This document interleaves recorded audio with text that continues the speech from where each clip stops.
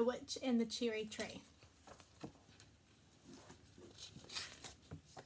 One damp, dull night, David's mother was baking cakes high over the city. A witch, whirling like a lonely cider, smelled the warm and friendly smell of baking.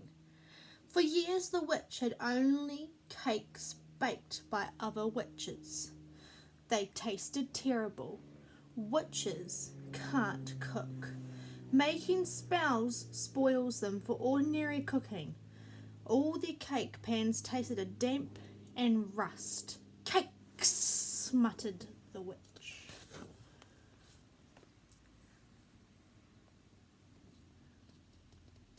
Like a dark star falling through the clouds, she came down into the flowering cherry tree on David's lawn. She perched there like a wicked black parrot and sniffed at the smell of baking. "You should see what's come down into our cherry tree," said David. "A witch is sitting out there smelling the cake smell." "Oh, really?" said his mother.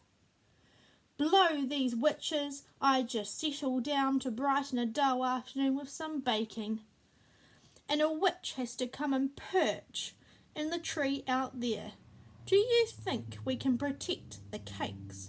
"I think so," said David, "but we must be very watchful. These witches are sly as well as greedy." At that exact same moment, a knock came at the door. David ran to open it. He peeped out carefully. "Ah, good afternoon," said the witch. "I am a great cake expert, testing cakes in this part of the world. Your mother could win a medal with her name on it if I happen to approve of her cakes. I'll just come in and try a few mouthfuls." She waited to be invited in. David did not invite her. If you invite a witch in, she can stay as long as she likes.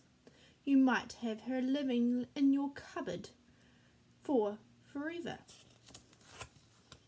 "These cakes are family cakes," said David. "They aren't witch cakes." He shut the door firmly. "I like the way you put that," said his mother mildly. The witch was furious. She could not come in. She was so furious she did a little rain dance out on the lawn and made it rain. The witch pranced on the lawn with frenzy, fury, and fairy wickedness. She longed for fresh cakes. She could smell fresh cakes, and her witch ears she could hear fresh cakes cooking, but the door was shut. No one invited her in. She could not get at the fresh cakes. David's mother went on measuring and mixing. With her first batch of cakes cooled on the wire cake rack, the witch stood under the cherry tree making a few magical gestures. A tent striped in pink and white appeared. The witch beat on a drum and started to shout, "Great cake eating contest! Great cake contest! Bring out your new baked cakes and win a magical egg beater." "Hear that?" said David's mum. "I could do with a new magical egg beater. The magic's gone out of my old one." "Don't you realise that's just a witch being sly?" cried David. "Don't take any notice. You can't trust a witch to judge cakes. She'll just eat them all and fly off laughing." "I suppose you're right, dear," said David's mum meekly. Outside, the rain began to melt the witch's spell. The tent slipped down into pink and white puddles. The drum faded. The witch just stood there in the rain, with water trickling over her hat brim and down her nose. David and his mother began to put the cake mixture into paper patty pans. "Cakes with frills around their necks," exclaimed David. They worked happily while the hungry witch whined at the keyhole and squinted through the windows. "Now we're having thunder and lightning," said David's mum. "That's the witch's doing," said David. She'll be cross at not getting in, but her magic won't work where it's light and warm and smells of baking." "We'll put this tray of cakes in the oven now," said David's mum. "These are mine on this little tray," David said. "I'll slide it in here at the top." The smell of baking got stronger and warmer and browner. David looked at the lawn. A crumpled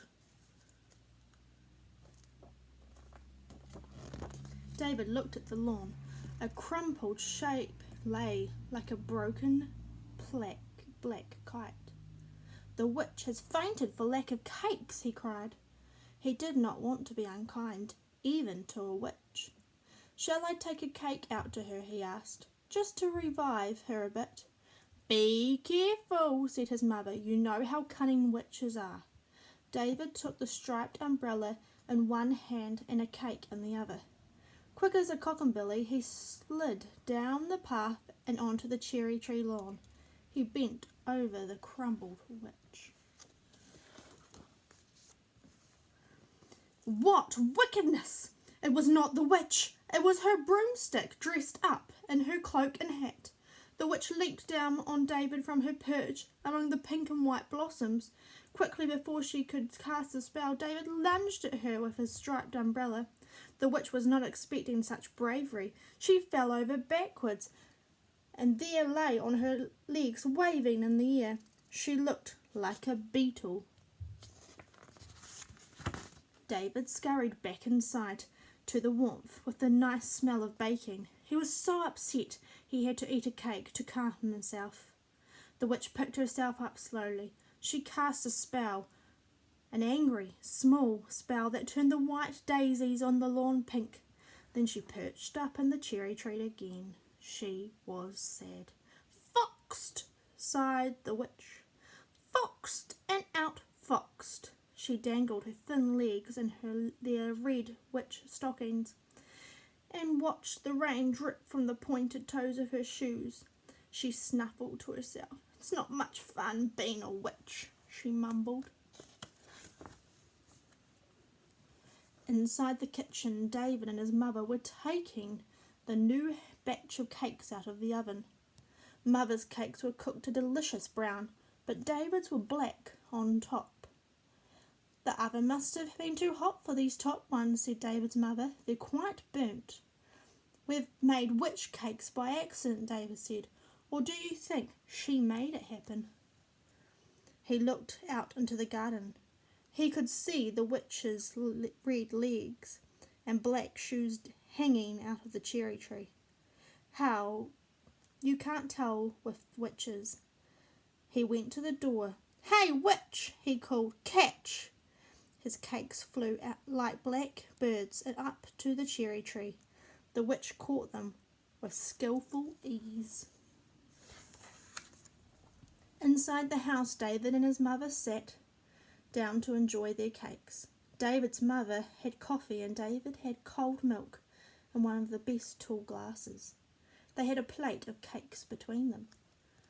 "We should wait until they cool properly," said David's mother, "but I do like them warm."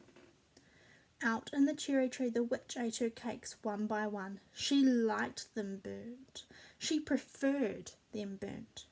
That is the way witches like cakes. When she had eaten them, she felt much better. She felt sustained. "That boy is certainly a marvellous cook," she said to herself. She got out of the cherry tree and picked up her broomstick. She did the rain dance backwards. The rain stopped. The clouds rolled back. Blue sky showed. The sun came out. "Look at that!" cried David's mother. "A big black bird just flew out off the lawn." "That was the witch," explained David intriguedly. "Can't you tell a witch when you see one?" "I'm sorry, I just saw her from the corner of my eye," said his mother. The witch shot up into the sky like a rocket off into darkness. Catching the storm just as it left, she whirled away like a looming cider. The sun shone and David went out to play. And I'll try and read a story each day because I definitely enjoy reading to you all in room 4, so it'll be great to keep those stories going. And feel free to read a story to me and post it on Seesaw to me. I'd love to hear your stories. Hope you're all keeping well.